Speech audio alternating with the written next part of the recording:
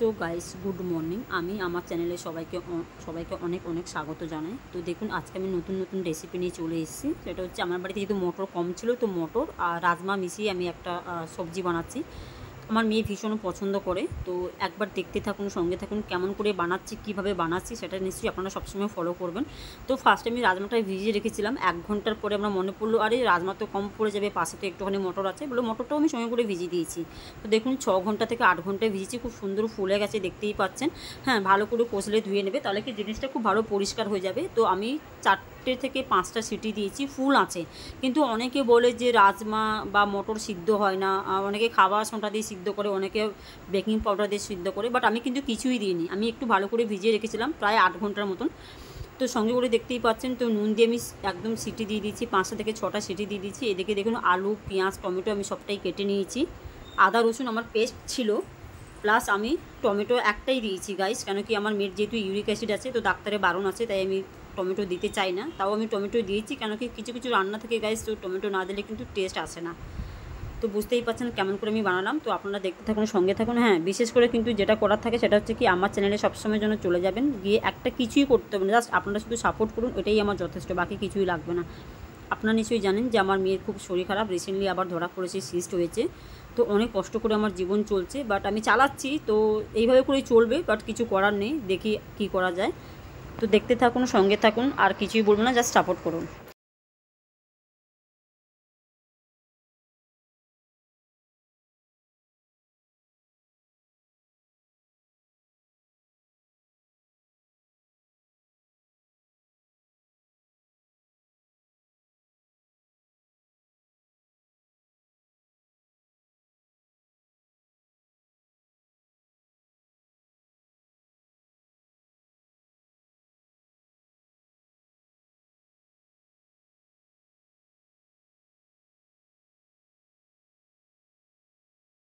রান্নার জন্য ভাজা মশলা বানিয়ে নেবো। এই যে ভাজা মশলার জন্য আমি সব রেডি করে নিচ্ছি।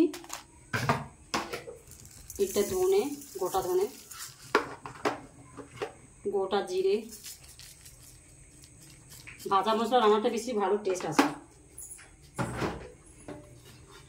গোটা গরম মশলা।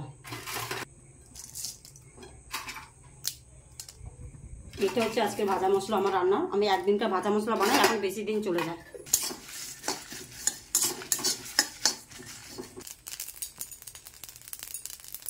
সো গাইস দেখুন আমার পুরো মশলাটা একদম ভাজা হয়ে গেছে। গ্যাসটা কম করে দিলাম। সবসময় বলতে হবে। সো গাইস কড়াইটা গরম হয়ে গেছে, আমি তেল দিয়ে দিলাম একেবারে। আর তেল দেবো না, এই তেলেই বানাবো আমি। কখন আমার মেয়ে এটা পুড়িয়ে ফেলেছে, দেখতে পাচ্ছেন? এই যে মানে গোটা জিরে, শুকনো লঙ্কা,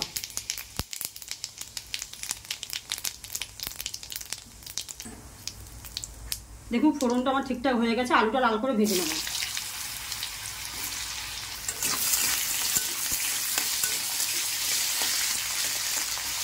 আলুটা আমি ব্রাউন করে ভেজে নেব।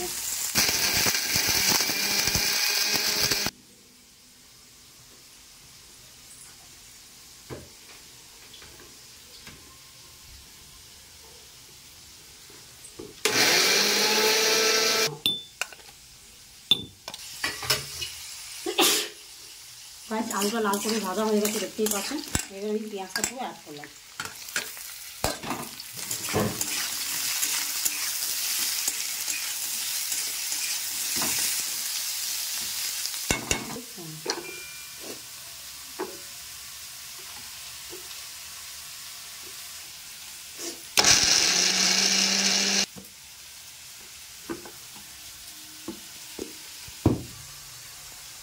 সো গাইস দেখুন আমার পেঁয়াজটা ব্রাউন করে ভাজা হয়ে গেছে, দেখতেই পাচ্ছেন। পরিমাণ মতন রসুন আর টমেটো পেস্ট দিয়ে দিলাম।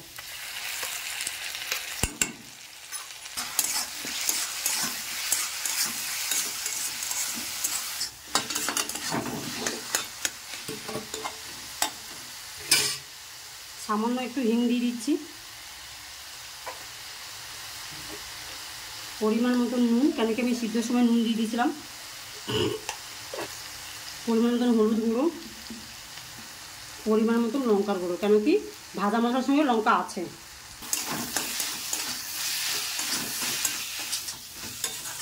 5 মিনিট ঢেকে দিলাম।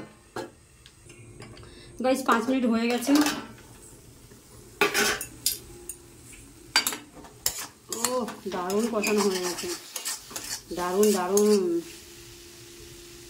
ও আলু সিদ্ধ হয়ে গেছে।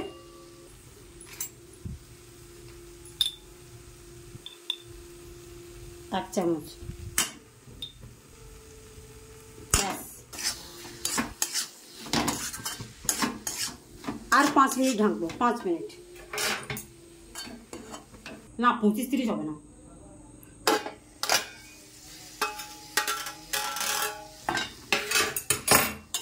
5 মিনিট হয়ে গেছে গাইস। এখনই একটা ফোন এসেছিল, একটা সেন্টার থেকে খবর এসছে কাজের জন্য, সল্টলেক স্টেডিয়াম। তো আমি কথা বলছি, আমি বললাম হ্যাঁ আপনি কথা বলুন, আমি পারবো। তো বললো ঘর মোছা কাঁচা থাকবে না, বাকি সব কাজ থাকবে। আমি বললাম হ্যাঁ কোনো ব্যাপার নয়, আমি করে নেবো। তো দেখি এখানে দেখতে পাচ্ছেন এই যে রাজমার মটরটা আমার পুরো সিদ্ধ হয়ে গেছে, ভালো করে দেখে নিন। দেখছেন, এই দেখুন, দেখতে পাচ্ছেন পুরো সিদ্ধ হয়ে গেছে। এবার আমি মশলাটা এখানে অ্যাড করবো।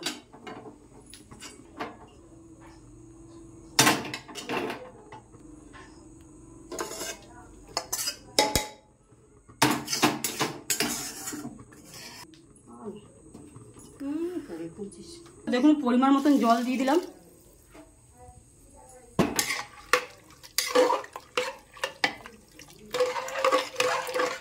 খাবে আর আমার নাম করবে গাইস, এত টেস্টি হয়। দেখুন এখনই দেখুন কত সুন্দর হয়ে গেছে।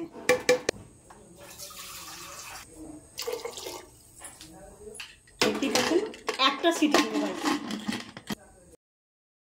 সো গাইস দেখতেই পাচ্ছেন একটা সিটি দেওয়ার পরে আমি আপনাদের সামনে প্রেসার কুকারটা খুলে পুরো দেখাচ্ছি কিভাবে করে। দেখুন আমার পুরো মটর আর রাজমাটা কিন্তু খুব সুন্দরভাবে গলে গেছে আর ভীষণ মাখা মাখা হয়েছে তরকারিটা। তো সঙ্গে আমি উপরে একটু ধনেপাতা ছড়িয়ে দিয়েছিলাম। ধনেপাতা প্রচণ্ড দাম, 5 টাকা ধনেপাতা, দেখুন কতটুকু, বাট এইটুকুনি আমার কাছে ছিল, এটাই আমি জাস্ট দিয়ে সাজিয়ে দিয়েছি।